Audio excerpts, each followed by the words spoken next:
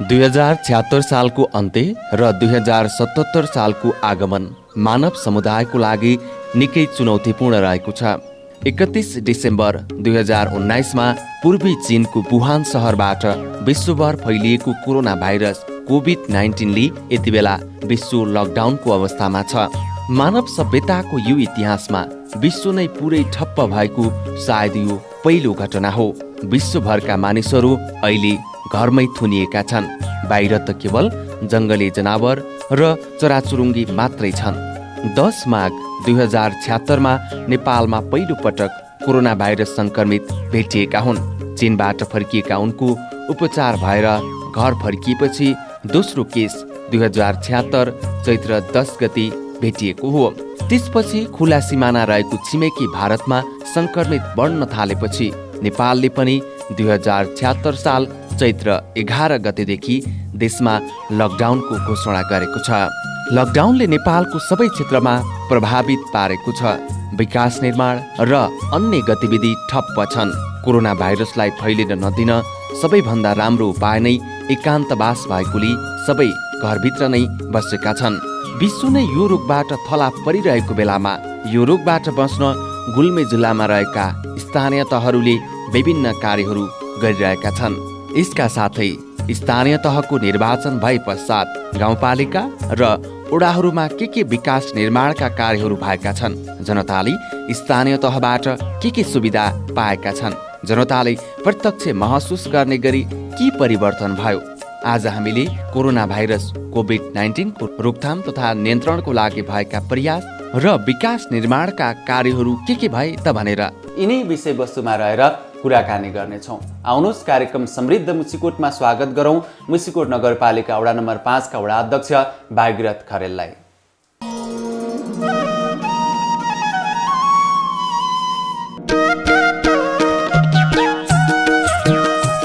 स्वागत छ यहाँलाई कार्यक्रममा। धन्यवाद। आरामै हुनुहुन्छ? हजुर। अब तपाईहरू निर्वाचित भइसकेर आइसकेपछि यो कोरोना भाइरसको महामारी रोकथाम तथा नियन्त्रणको लागि एकदमै सहज भयो र आम सर्वसाधारणले पनि यो महसुस गरिरहनु भएको छ। स्थानीय तहबाट कोरोना भाइरस नियन्त्रण तथा रोकथामको लागि वडागत रूपमा के कस्ता कार्य गर्नुभयो यहाँले?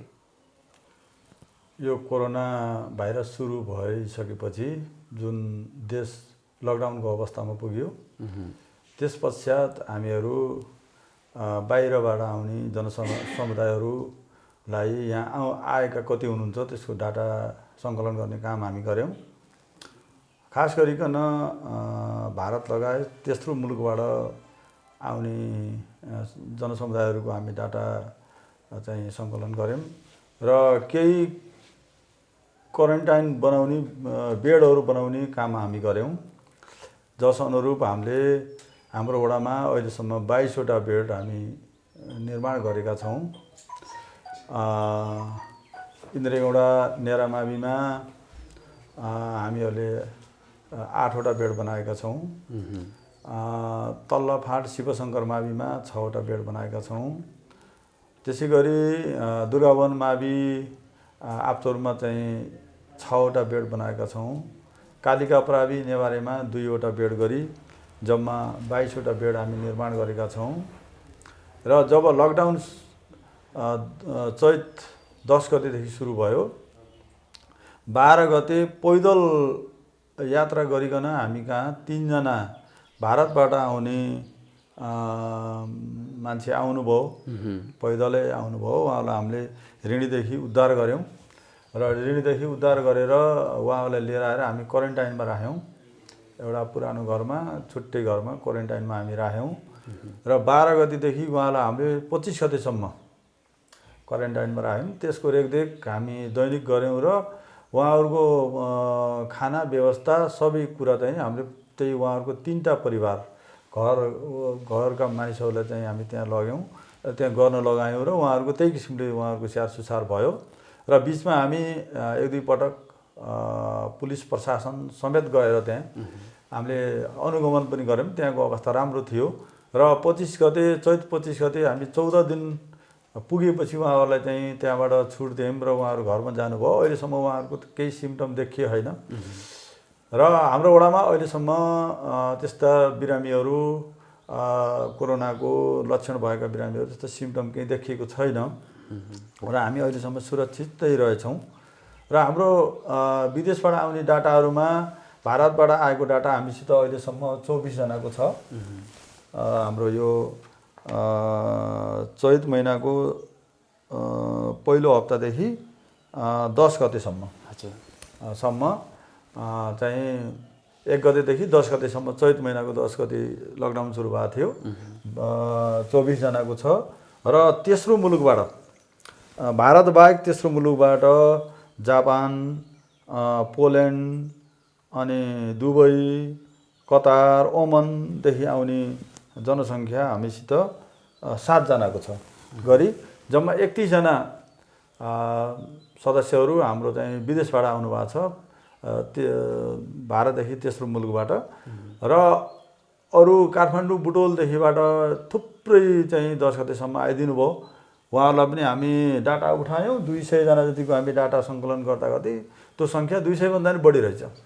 जस्तो उहाँहरू आइसकेपछि तपाईँहरूले निगरानी कतिको गर्नुभयो? बाहिर बुटोल काठमाडौँबाट आउने र भारत त भइ नै हाल्यो, त्यसबाहेक तेस्रो मुलुकबाट आउने व्यक्तिहरूको यहाँहरूले अनुगमन गर्नुभयो? उनीहरू होम क्वारेन्टिनमा बसेका छन् कि छैनन्, के छ अवस्था भनेर? होइन, त्यो हामी एकदम निगरानी हामी गऱ्यौँ र यसपछि पनि पहिला 1 हप्तालाई लकडाउनको सूचना आएको थियो र धेरै मान्छेहरू 1 हप्तापछि यो लकडाउन लम्बिँदैन, छुट हुन्छ र हामी घर जाने भनेर पर्खेर बसेका बुटोल काठमाडौँदेखि, पोखरादेखि, चितवनदेखि बसेका हाम्रा जनताहरू चाहिँ पछि 1 हप्तापछि पुनः थप हुँदै जाँदा अब यो लकडाउन चाहिँ यो विस्तृत कति हो यो चाहिँ यो सम्भव छैन, त्यस हुनाले हामी पैदल पनि जानुपर्छ भनेर पनि हिँड्नुभयो। केही चाहिँ ट्रक खाद्यान्न ट्रक बोक्ने सामानहरू बोक्नेसित पनि गर्नुभयो। कोही एम्बुलेन्स हामीसित सिफारिस मागेर पास बनाएर एम्बुलेन्समा पनि आउनुभयो र कोही गाडी रिजर्भ गरेर पनि आउनुभयो र उहाँहरूलाई हामीले उहाँहरूको घर गएर तपाईँहरू क्वारेन्टाइनमा बसिदिनुहोस् भनेर हामी भन्यौँ। हामी हाम्रो व्यक्तिगत गाडीमा आएका छौँ, त्यस हुनाले हामी त्यति असुरक्षित छैनौँ। हामी बुटोल बस्दा, काठमाडौँ बस्दा पनि हामी क्वारेन्टाइनमा बसेकै हो र पनि हामी हाम्रो होम क्वारेन्टाइनमा हामी बस्छौँ र हामी यताउता लसपस गर्दैनौँ भन्नुभयो उहाँहरूले र त्यही अवस्थामा अहिले पनि हुनुहुन्छ र हामीले बनाएको क्वारेन्टाइनमा उहाँहरू आउनु भएको छैन र अहिले विदेशबाट आउने सिमाना पुरै बन्द भएको, फ्लाइटहरू पुरै बन्द भएको हुनाले बाहिरबाट आउनु भएको छैन र यहाँबाट यो गाउँदेखि बाहिर बसेका आउँदाखेरि पनि हामी अलि निगरानी चाहिँ बढाएका छौँ। प्रत्येक टोलमा हाम्रा वडा सदस्यहरू र हाम्रो एउटा समिति पनि बनाएको छौँ हामीले, यो कोरोना नियन्त्रण यो व्यवस्थापन समिति भनेर। त्यो समिति सर्वदलीय समिति छ, सर्वदलीय सर्वपक्षीय। त्यो समितिले पनि राम्रो काम गरिरहेछ। अब कहाँको मान्छे आउँछ त्यसको बुलेटिन हामीलाई बताउनु भएको छ। कोही चाहिँ घर परिवारका सदस्यहरू आउँदा घर परिवारले लुकाउन खोज्नु, अनि त्यो त अब स्वाभाविक मानवमा त्यो हुँदो रहेछ, त्यो मान्छेको स्वभाव हुन्छ। त्यो पनि हो। फेरि जस्तो अहिले त काम केही छैन, लकडाउनको समय छ, यो समयमा मावल जाउँ, ससुराली जाउँ, माइत जाउँ भन्ने पनि हुनुहुन्छ होइन? यहाँ एक स्थानीय तहबाट अर्को स्थानीय तहमा पनि गइरहनु भएको, त्यस्तो निगरानी कतिको गर्नुभएको? अब त्यसलाई पनि हामी तपाईँहरू छिमेकमा अहिले मावल ससुराल हिँड्ने समय होइन, पाउनु पाछो हुने समय होइन, तपाईँ हामी घरमै बस्नुपर्छ भनेर भन्दैका छौँ। छिटफुट त रूपमा त्यस्तो चाहिँ हिँड्ने ओर्ने पर्छ, समस्या परेर पनि मान्छे हिँड्नुपर्छ, जानुपर्ने हुन्छ, तर मान्छेहरूले त बुझेका छन्। अब जनताहरूले त नबुझेको होइन, त्यो बुझ्नु भएको छ र भनेको पनि मानिदिनु भएको छ। र अझ एउटा कुरा के छ भन्दा वरिपरि छिमेकमा कतै नयाँ मान्छे आयो भने त्यो घर परिवारले सूचना गर्नुभन्दा पनि वरिपरिका मान्छेहरूले हामीले एउटा सूचना पुर्याउनु भएको छ र हामी त्यहाँ ठाउँमा पुगेका छौँ र उहाँहरूलाई हामीले सम्झाउने, बुझाउने र यसको बारेमा बताउने हामी गरेका छौँ। यो कोरोना भाइरस र चाहिँ यो लकडाउन हाम्रो लागि यो नयाँ कुरा हो। यो नयाँ कुरा चाहिँ अनुभव गर्दै गर्दै जाँदा अब यो यसमा यसरी सुरक्षित हुनु पर्दो रहेछ भनेर हामीलाई पनि एउटा अनुभव, हामीले अफिस सञ्चालन गर्दा, हामीले घरका व्यवसायहरू गर्दा, खेतीपाती किसान गर्दा पनि हामी त्यो सचेतना हामी गराएका छौँ। हामी यहाँ माइकिङ गरेका छौँ, पोस्टर पम्पलेटहरू टाँसेका छौँ, अनि सूचनाहरू हामीले पुरै प्रवाह गरेका छौँ। हामीहरू पुरै चाहिँ टोलमा हामी घुमेका छौँ र हाम्रो 9 सदस्यीय सर्वदलीय सर्वपक्षीय समिति छ, त्यो समिति टोलबाट छ, उहाँहरूलाई पनि सचेतना बनाएका छौँ। हाम्रो स्वास्थ्य केन्द्रलाई पनि हामी सचेतना बनाएका छौँ। यहाँका शिक्षक सरहरूलाई पनि हामीले यो कुराहरू तपाईँले अहिले छुट्टीको बेलामा यो चाहिँ सूचना प्रवाह गर्नुहोस् भनेर भनेका छौँ। माइकिङ पनि गरेकै हो र अहिले हामी अब अहिले माइकिङ त हामी छोडेका छौँ, धेरै दिन गऱ्यौँ पहिला। अहिले त सामाजिक सञ्जाल र सञ्चार माध्यम रेडियो टेलिभिजनबाट पनि धेरै कुराहरू थाहा पाउन सक्नुहुन्छ। यो लकडाउनको समयमा पनि तपाईँहरूले कृषि कर्म गर्नेलाई रोक्नु भएको छैन? अहिले हामीले एक हप्ता यो 10-12 दिनपछि हामी कृषि कार्यमा तपाईँहरू फर्किनुहोस् र सामाजिक दूरी कायम गरेरै काम गरिदिनुहोस्। धेरैजना हुल भएर काम नगर्नुहोस्, मास्क प्रयोग गर्नुहोस्, सरसफाइ रहनुहोस्, चिसो पानी नपिउनुहोस्, गुलियो पदार्थहरू धेरै नखानुहोस्, चिसो हुने चिजहरू नखानुहोस्, जोगिनुहोस्, धेरै तारेका चिल्ला पदार्थहरू पनि नखानुहोस्, रुवा लाग्ने कुराहरूमा जोगिनुहोस् र खेतीपाती चाहिँ गर्नुहोस् भनेर हामी भनेका छौँ। र सानातिना हाम्रा घर बनाउनेदेखि लिएर हाम्रो मुसिकोट नगरपालिकाले निर्णय पनि गरेको छ र हामी वडाले पनि निर्णय गरेका छौँ। हाम्रा सानातिना योजनाहरू पनि हामी सञ्चालन गर्ने, धेरै मान्छेको हुल नगरिकन थोरै मान्छेबाट कति निर्माण सामग्री हामीसित छ त्यो पुरै पर्याप्त अनुसार हामी काम गर्दै जाने भनेर हामी निर्णय पनि गरेका छौँ र त्यही अनुरूप चलेका पनि छौँ। अब यो बिचमा लकडाउन पनि निकै लम्बियो र विपन्न मजदुर गरी खाने वर्गहरूलाई समस्या पनि भयो। यसै अनुरूप स्थानीय तहले राहत वितरण सम्पन्न गरिसकेका छन्। पहिलो चरणको वडा नम्बर 5 मा मुसिकोट नगरपालिकाको कतिजनाले राहत पाउनुभयो? यो पक्कै पनि यो एकदम दुःखलाग्दो समय भयो, जुन पारिश्रमिक गरेर खाने जनसमुदायहरू लाई र उहाँहरूलाई राहतको हामी एउटा कार्यविधि बनाएर राहत हामी वितरण गऱ्यौँ र हाम्रो मुसिकोट वडाको वडा नम्बर 5 मा 217 जनालाई हामी राहत उपलब्ध गरायौँ। हामीले त्यसको एउटा कार्यविधि बनाएर जसले सरकारी रूपमा काम गरेको छ, धेरै थोरै आम्दानी भएको छ, त्यस्ता मान्छेहरूलाई हामी दिएनौँ र विदेश गएको घर परिवार छ भने पनि हामी कार्यविधि अनुसार त्यो मान्छेहरूलाई पनि हामी दिएनौँ। दैनिक ज्यालादारी मजदुरी गरेर खाने मान्छेहरूलाई हामी 217 जनालाई हामी उपलब्ध गरायौँ। हाम्रो कार्यविधि अनुसार एक परिवार हामी 5 जनाको सदस्य भएको परिवारलाई एक युनिट हामी एक परिवार हामी गऱ्यौँ। त्यसमध्ये त्योभित्र 1 जना पनि हुनसक्छ, 2 जना पनि हुनसक्छ, 4 जना पनि हुनसक्छ, 5 जना पनि हुनसक्छ। त्यो एउटा यो एक परिवार युनिट, त्यसलाई एक युनिट मान्यौँ र 5 जनाभन्दा माथि जाने 6 जना छ, 7 जना छ, 8 जना छ, 9 जना छ, त्यो परिवारलाई हामी चाहिँ चामल मात्रै वृद्धि गर्ने, प्रति व्यक्ति 5 किलोको दरले प्लस गरेर चाहिँ उपलब्ध गराउने त्यो एउटा निर्णय गऱ्यौँ। 10 जनाभन्दा माथि उपल्लो परिवारलाई हामी एउटै परिवार भए पनि त्यसलाई 2 युनिट हिसाब गरेर 2 परिवारको राहत उपलब्ध गराउने हामी एउटा निर्णय गऱ्यौँ। तदअनुरूप हामीहरूले 217 परिवारलाई हामी राहत उपलब्ध गरायौँ, जसमध्ये त्यो जनसङ्ख्याको हिसाबले 914 जना पर्नुहुन्छ।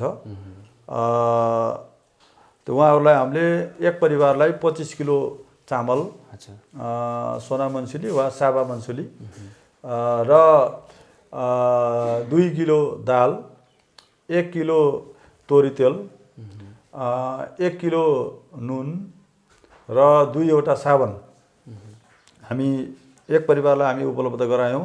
6 परिवार हुनेलाई हामी 30 किलो चामल दियौँ र अरू सामग्री त्यही एउटै परिणामको दियौँ र 7 जना छ भने त्यसलाई 35 किलो र 8 जना छ भने त्यसलाई 40 किलो त्यही रूपमा हामी चाहिँ वृद्धि गर्दै गयौँ र 10 जनाभन्दा माथि परिवार हुने परिवारलाई हामी 2 युनिटको बराबर 50 किलो चामल अनि चाहिँ अरू सामग्री पनि डबल हुने गरी हामी त्यसरी वितरण गऱ्यौँ। र यसमा हामी एउटा छुट्टै प्रकृतिबाट हामी वडा नम्बर 5 ले यो वितरण गऱ्यौँ। हामी कुनै कुरामा विवादित रहेनौँ। हामी कुपन सिस्टम बनायौँ हामी सबैभन्दा पहिला यो सामग्री कति छ हाम्रो गाउँमा, यो हामी यहीँ उपलब्ध गर्न नसक्ने त्यो एउटा आँकडा तयार गऱ्यौँ र जुन उद्योग वाणिज्य सङ्घले मुसिकोट नगरपालिका उद्योग वाणिज्य सङ्घले तोकेको मूल्य निर्धारण गरेको मूल्य छ, त्यो मूल्यमा कतिजना पसलले यो सामग्री उपलब्ध गराउन सक्नुहुन्छ तपाईँले निवेदन हाल्नुहोस् भनेर हामी पसलवालाहरूको निवेदन माग गऱ्यौँ वडामा सर्वदलीय समितिमा र त्यो सर्वदलीय सर्वपक्षीय समितिले उहाँहरूको छानबिन गर्दा यहाँ 7 वटा पसलको चाहिँ निवेदन पर्यो। उहाँहरूले हामीले यो रेटमा यो सामग्री यो गुणस्तरको हामी उपलब्ध गराउन सक्ने भन्ने उहाँहरूको प्रतिबद्ध यहाँ हामीमा निवेदन पर्यो। तर त्यो निवेदनलाई हामी पास गऱ्यौँ। अब हामी के गर्ने त भन्दा एउटा पसलेलाई दिनुभन्दा पाइप मिलाएर जो जनता जहाँको छ आफूले पहिला पनि खानी गरेको ठाउँ जहाँ छ त्यही ठाउँमा यसलाई दिनुपर्छ। किन भन्दा एउटा व्यक्तिलाई हामी दिएको भए अहिले उधारो खाँदा यहाँका जनताहरूलाई चाहिँ सामान दिँदा त त्यही पसलले गरेको हुन्छ। त्यस हुनाले एउटा पसलको पनि मान्यता दिनुपर्छ भनेर त्यही क्वालिटीको एउटै क्वालिटीको सामान जाओस्, गुणस्तरमा पनि फरक नपरोस् भन्ने उद्देश्यका साथ हामीहरूले ती 7 वटा पसललाई पानमा दर्ता होला, यहाँ हाम्रोमा दर्ता होला, नगरपालिकामा दर्ता होला पसलहरूलाई हामी चाहिँ उहाँहरूको आह्वान गऱ्यौँ र 7 वटाको निवेदन हामी स्वीकृत गरियो र हामी 23 गते चैत 23 गते हामीले सबै जनताहरूलाई तपाईँहरू टाइम टेबल ल्याउनुहोस्, तपाईँहरूलाई हामी एउटा कुपन दिन्छौँ। कुपन भनेको एउटा चेकै हो, त्यो पैसै हो। तपाईँहरू आफ्नो खुसी अनुसार जुन पसलमा चाहिँ पाएक पर्छ तपाईँहरूलाई चाहिँ अहिले पनि लानी खानी जुन पसलमा गर्नुभएको छ उहीँ गएर हामीले तोकिएको सामग्री तपाईँहरू त्यहाँ उपलब्ध पाउनुहुन्छ। तपाईँले त कुपन दिएर सामान लानुहोस्, पैसा हामी त्यो दिन्छौँ भन्ने भनाइअनुसार हामीले चाहिँ बिहान 9 बजेदेखि हामी जनताहरूलाई बोलायौँ। टाइम टेबलले भेकका 1 घन्टा 2 घन्टाको टाइममा र हामी लगभग एकै दिन हामी 217 वटा चाहिँ कुपन तयार गरेर दिनुभयो, हामी वितरण गरियो र त्यही अनुसार यहाँ भेटभाड पनि भएन र उहाँहरूले पनि लानुभयो र त्यो सामग्री लाने ठाउँमा हामी फेरि 9 जना जुन सदस्यहरू थियौँ उहाँहरूले पनि वाच गर्ने त्यो सामग्री कसरी जान्छ के गर्छ भनेको गुणस्तरमा सामान जान्छ कि जाँदैन ती कुराहरू पनि हाम्रो समितिबाट एकदम राम्रो तरिकाले चाहिँ उहाँहरूले चाहिँ वाच गरिदिनु भयो र चाहिँ उपभोक्ताहरूले त्यहाँबाट लैजानुभयो। कहीँ केही एउटा शब्द केही पनि भएन र उहाँहरू खुसी राजी साथ जानुभयो र कोही नपाउने अवस्थै हुनुहुन्छ। हाम्रो 996 घर छ हाम्रो घरधुरी यो वडामा। 996 घरधुरीले हामी 217 घरलाई दिउँ, अरू बाँकी त सबैले हामीलाई देवानी हुन्थ्यो, हामीले पनि पाउनु पर्थ्यो भन्ने कुराहरू त राख्नु भएको छ, राख्नुहुन्छ। यस्ता पाइएन भन्ने गुनासोहरू त धेरैजनाको हुँदो रहेछ। यो कठिन काम रहेछ, राहत वितरण गर्ने भन्ने काम, यसको क्याटेगोरी छुट्याउन त तपाईँ पाउने तपाईँ नपाउने भनेर भन्दा पनि हामीलाई बहुत गाह्रो हुँदो रहेछ। तर हामी एउटा सिक्यौँ र चाहिँ हामी सर्वदलीय सर्वपक्षीय गराएर हामी काम गर्दा त्यति धेरै विवादमा त हामी फसेनौँ र केही 1-2 घर परिवारले हामीलाई तैँले तिमीहरूले भोट पाउला फेरि यसो गरेर हामीलाई नदिएर भन्ने कुराहरू त गर्नुभयो। उहाँहरूको दुःखी छ। अब त्यो हामीले स्वीकार नै पर्छ। अब हामी विभिन्न कारणले हाम्रो कार्यविधि गर्दा उहाँलाई उपलब्ध गराउन हामी नसकेकै हो। यो रात भन्ने कुरा चाहिँ जोसँग छ त्यसले त लिने होइन। हाम्रोमा चाहिँ बुझाइ कस्तो भयो भने हैन, जोसँग छ उसले पनि पाउनुपर्छ भन्ने भयो। यो त एकदमै गलत हो, किनभने भएकोले त दिने हो। यो विपदको समयमा यो बुझाइले पनि हुनसक्छ। र अब विवाद यति 217 जना घर परिवारलाई तपाईँहरूले दिइसकेपछि अरू त्यस्तो कोही त्यस्तै विपन्नै मजदुरहरू छुटेको बाहिरबाट आएर बसेको कोही त्यस्तो भेटाउनु भएको छ अहिलेसम्म? यो चाहिँ अलिकति समस्या छ।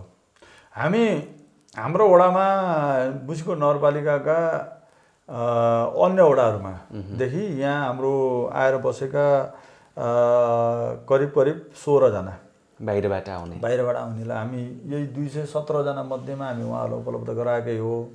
र केही चाहिँ हाम्रो पालिकाभन्दा बाहिरदेखि बस्ने मान्छेहरू पनि 1-2 जना यहाँ कामको रोजगारीमा आएर बस्नु भएको जनताहरू हुनुहुन्थ्यो। तर उहाँहरूलाई चाहिँ हामीले यो नीतिले हाम्रो एउटा कार्यविधि त्यस्तो बनेछ, बसाइसराई नभएका र बाहिर अरू पालिकाबाट आएर बस्ने मान्छेहरूलाई अहिले चाहिँ यो चरण पहिलो चरणकोमा नगरौँ र पछि चरणमा के हुन्छ अन्य पनि पालिकाहरूले कसो गर्नुहुन्छ त्यही आधारमा हामी फेरि पुनः वितरण गर्दा त्यसको कार्यविधि चेन्ज गरेर गरौँला भनेर मुसिकोट नगरपालिकामा कार्यपालिकाको मिटिङमा पास भएको थियो र केही 2-4 घर एउटी घर त्यस्ता चाहिँ अरू पालिकाबाट आएर बसेका यहाँ छुट्नुभयो, तर दुःख त लागेछ हामीलाई।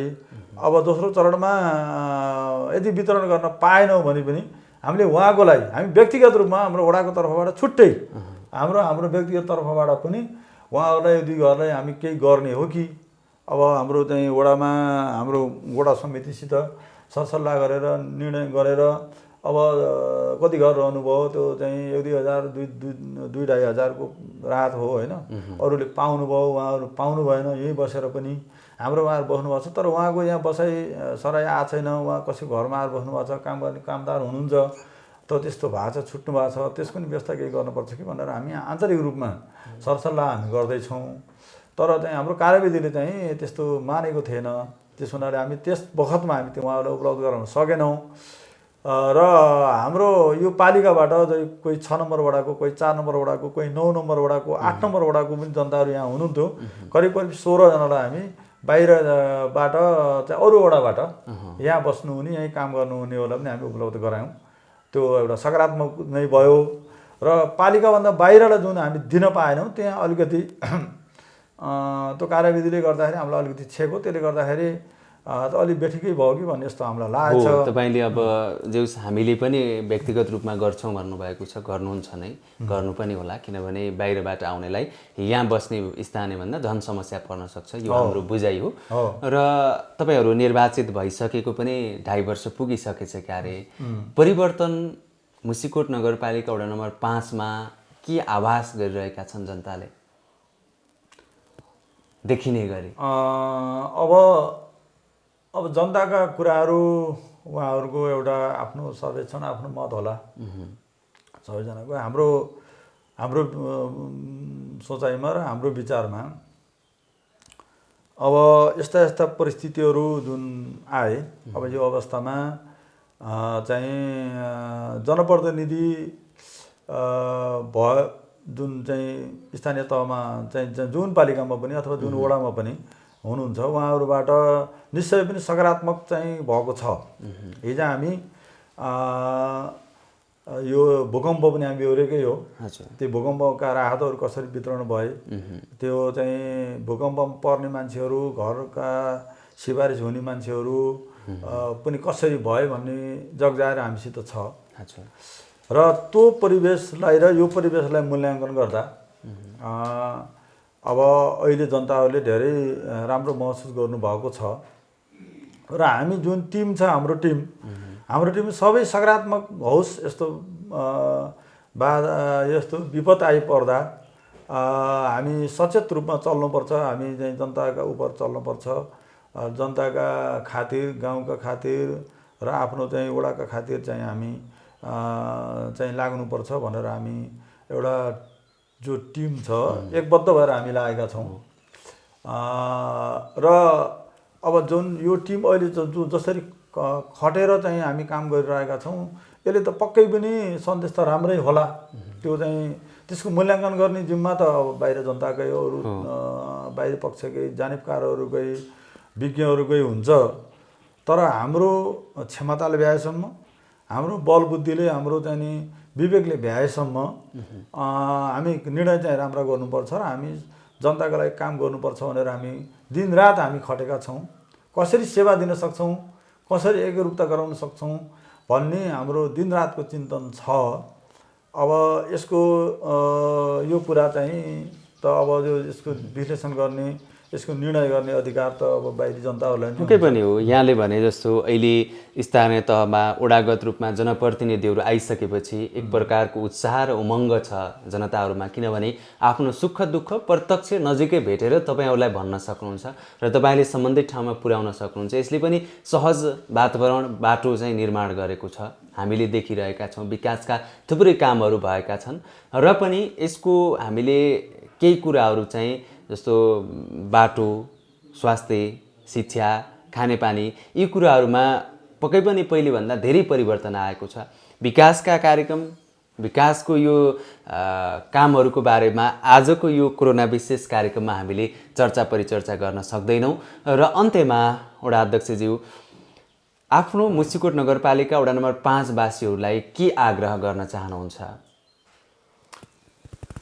मैले सबै जनसमुदायलाई मैले के आग्रह गर्न चाहन्छु भने अब हामी निर्वाचित भएको लगभग हाम्रो अब 3 वर्ष पुग्दैछ।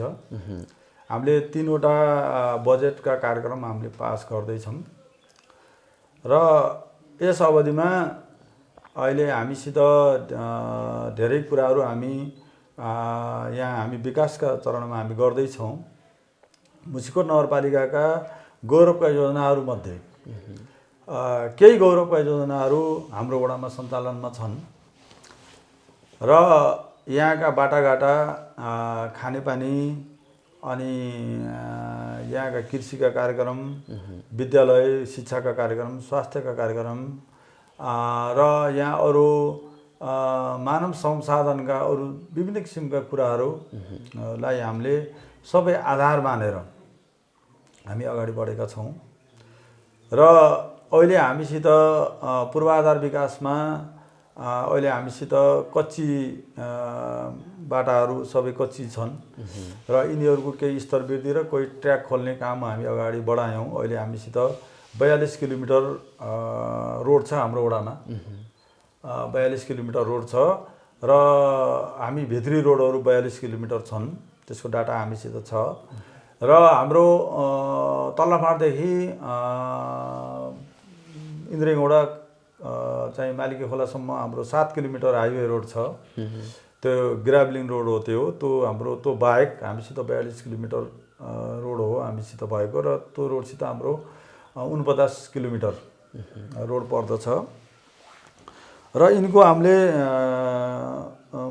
खरबाङमा 2वटा वार्ड, साबिकका 2वटा वार्डमा मोटर बाटो पुगेको थिएन, हामी त्यहाँ पुर्याउन सफल भयौँ र हामी सुखौरा वडा नम्बर 3 को सुखौरामा हामी मोटर बाटो पुर्याउन सफल भयौँ र सिद्धेश्वर गुफामा हाम्रो चाहिँ मोटर बाटो थिएन, त्यहाँ हामी पुर्याउन सफल भयौँ र खरमखोलादेखि मिमिया यी ठाउँहरूमा हामी नयाँ ट्र्याकहरू खोल्यौँ। तल्लाफाँट बस्तीमा चाहिँ भित्री ट्र्याकहरू हामी सबै सम्पन्न गऱ्यौँ र यो हाम्रो हाम्रो तल्लाफाँटदेखि माथि गाउँ वडासम्म आउने बाटोमा हाम्रो यसको स्तर वृद्धिको हामी काम सुरुवात गरेका छौँ र सिँचाइको हकमा हामी नहर कफी सिँचाइ नहर यहाँ आप्तोरसम्म थियो, त्यसलाई चाहिँ विस्तार गरेर नेवारी हुँदै भण्डारमनसम्म हामी पुर्यायौँ र अन्य सिँचाइका कामहरू पनि हामी क्रमशः हामी गर्दैछौँ र खानेपानीको हकमा अहिले हामी 225 घरमा एक घर एक धाराको हाम्रो कार्यक्रम सञ्चालन छ। इन्द्रेगौडा टोलमा छ, तल्लाफाँटमा हाम्रो कार्यक्रम चाहिँ आधा आधी भइसकेको छ र यो साबिकको वडा नम्बर 1 बाँसकोटमा चितडाँडा बाँसकोट खानेपानी एक घर एक धाराकै रूपमा अगाडि बढिरहेको छ र अहिले 225 घर यो वर्ष हाम्रो एक घर एक धारामा जान्छ पूर्वाधार विकासहरूमा र त्यसै गरिकन शिक्षातर्फ हामीहरू हाम्रा भवनहरू हामी बनाउँदैछौँ। दुर्गावन माविमा 4 कोठे भवन निर्माण गर्दैछौँ। कालिका पराबीमा 2 कोठे भवन, त्यहाँ हामीले नयाँ जग्गा चाहिँ खोजेर त्यो विद्यालय सार्ने काम हामी गऱ्यौँ र त्यहाँ भवन निर्माण गरेर पठन पाठन सुरु पनि गरिसकेका छौँ।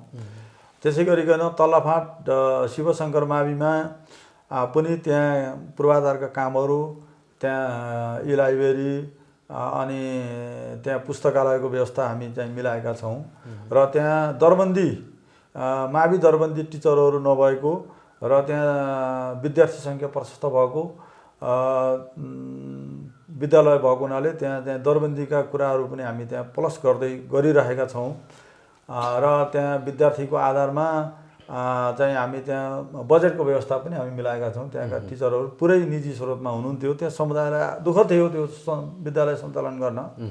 त्यसै गरिकन हामीले नेरामावि इन्द्रेगौडालाई पनि भवन निर्माणमा हामी सहयोग गरेका छौँ र त्यहाँ अरू अन्य बाटोघाटोदेखि लिएर त्यहाँ दरबन्दीदेखि लिएर दरबन्दी मिलानदेखि लिएर सबै कुराहरूमा हामी त्यहाँ सहयोग गरेका छौँ र त्यो विद्यालय पनि अगाडि बढिरहेको छ।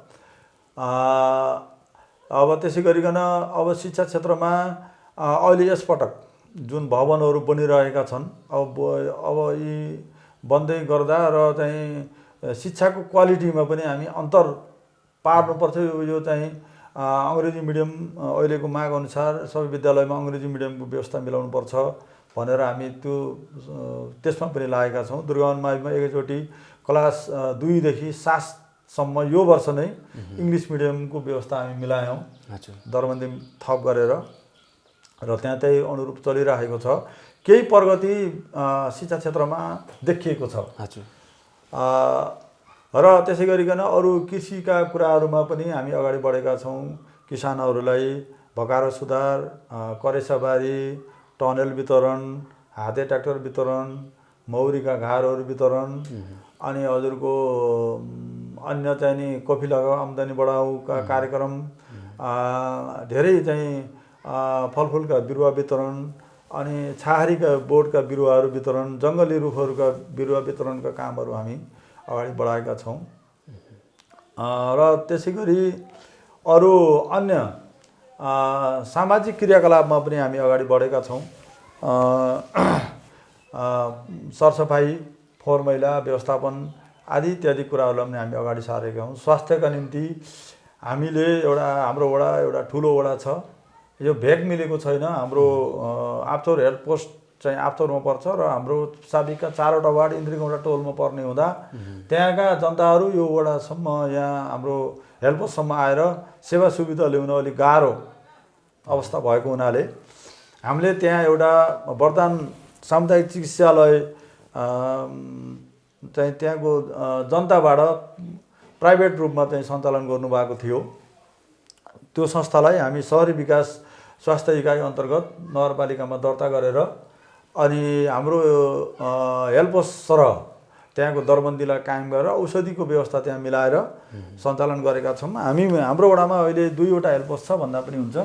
त्यतापट्टिका जनताहरूले त्यही हेल्थ पोस्टबाट सुविधा लिनुभएको छ र हाम्रो यो हेल्थ पोस्टमा बर्थिङ सेन्टरको चाहिँ स्थापना गरेर डेलिभरी यहीँ गराउने काम गरेका छौँ र अहिले हामी लगभग होम डेलिभरीलाई 0मा लैजाने उद्देश्यका साथ हामी लागेका छौँ। आफ्नो टोलामा चाहिँ महिला स्वयंसेविकाहरूलाई उहाँहरूलाई प्रशिक्षण गरेर आफ्नो टोलामा डेलिभरी महिलाहरू चाहिँ हेल्थ पोस्टसम्म लैजाने, हेल्थ पोस्टमा डेलिभरी गराउने भनेर हामी चाहिँ लागेका छौँ र जुन क्षेत्रमा जुन टोलमा जुन स्वयंसेविकाको टोलमा चाहिँ महिला सुत्केरी हुने छन् अब तिनलाई हेल्थ पोस्टसम्म लय बाबत हामी चाहिँ ती महिला ती स्वयंसेविकालाई हामी 1 जना बराबर 200 रुपियाँ उपलब्ध गराउने हामीले नीति पनि राखेका छौँ र त्यो अनुसार चलेको हुन्छ। त्यसले गर्दा अनि महिलाहरू चाहिँ डेलिभरीको निम्ति हेल्थ पोस्टमा जाने बर्थिङ सेन्टरमा जाने जुन काम चाहिँ यो अभियानको रूपमा बढेको छ, राम्रो भएको छ। यसलाई पनि हामी सकारात्मक मानेका छौँ। अनि म यो मानव संसाधनकै कुरा म अगाडि सार्छु। यो हाम्रो वडामा एउटा हात्तीगौँडा भन्ने क्षेत्र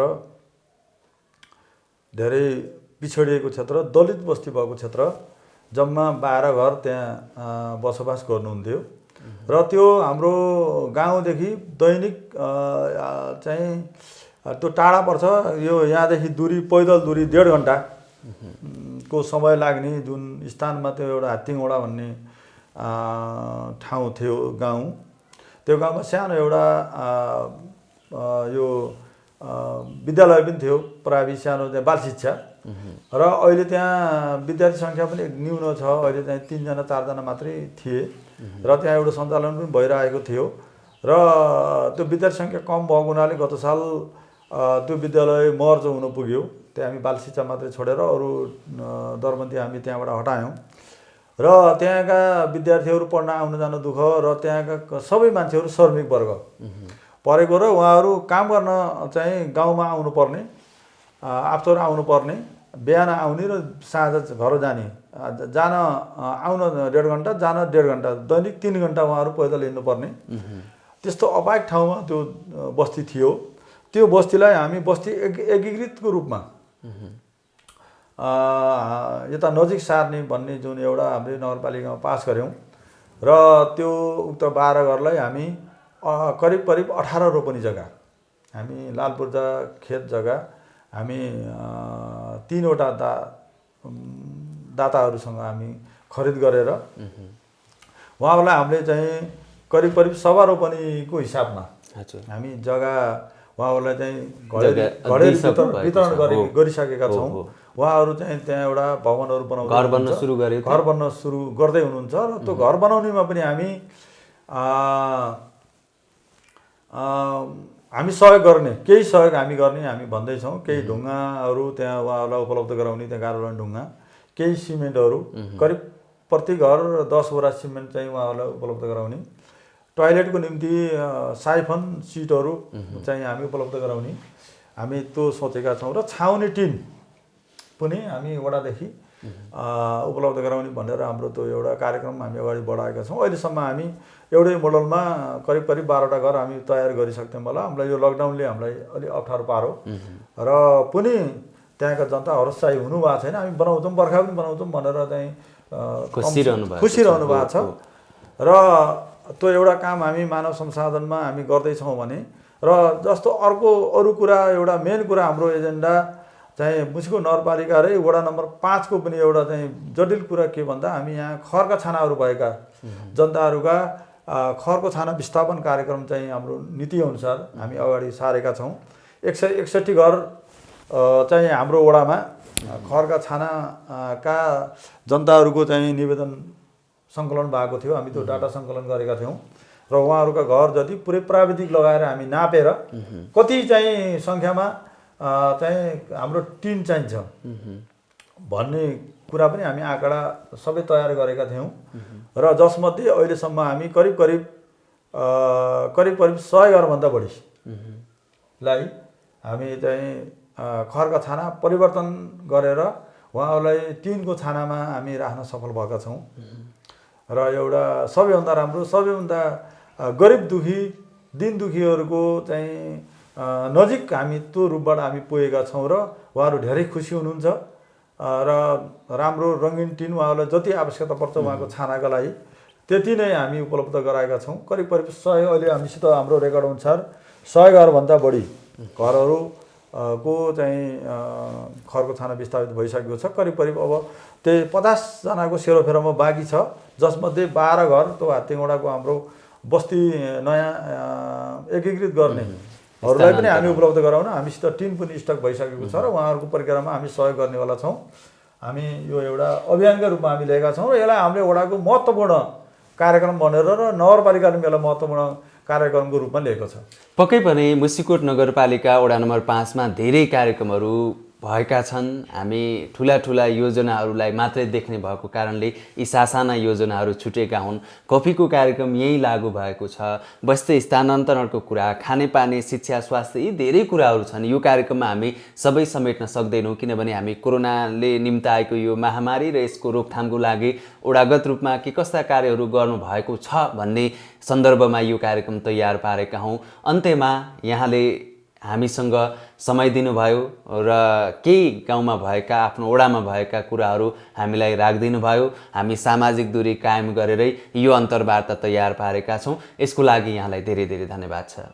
धन्यवाद, तपाईँहरू आइदिनु भयो, यो हाम्रो इन्टरभ्यू चाहिँ लिइदिनु भयो। यस बारेमा हाम्रो यो पत्रकार साथीहरूलाई हामी धन्यवाद दिन चाहन्छौँ।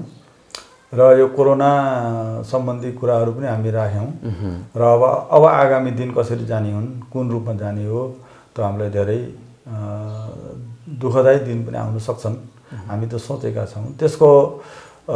त्यसको बारेमा पनि हाम्रो यो विपदको बारेमा भोलि हाम्रो नगरपालिकाको कार्यपालिकाको मिटिङ चलेको छ। विपद व्यवस्थापनलाई, बजेटको व्यवस्था र त्यसको समाधानका उपायहरूको बारेमा भनेर भोलिको निम्ति मिटिङ बोलाइएको छ।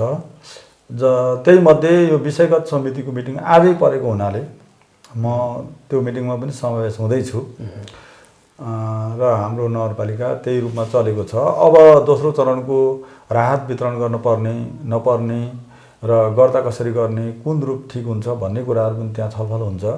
सायद अब हामी राहत वितरण गर्दा यहाँ उब्जेका, यहाँ भएका यहाँ चाहिँ सङ्कलन गर्न मिल्ने चिजहरू, यहाँ बिक्री नभएर बसेका खाद्यान्नहरूलाई हामी सङ्कलन गरेर त्यो एउटा राहत वितरणको माध्यम बनाउनु पर्छ भनेर पनि हामी सोचेका छौँ। सायद त्यो निर्णय हुन पनि सक्छ।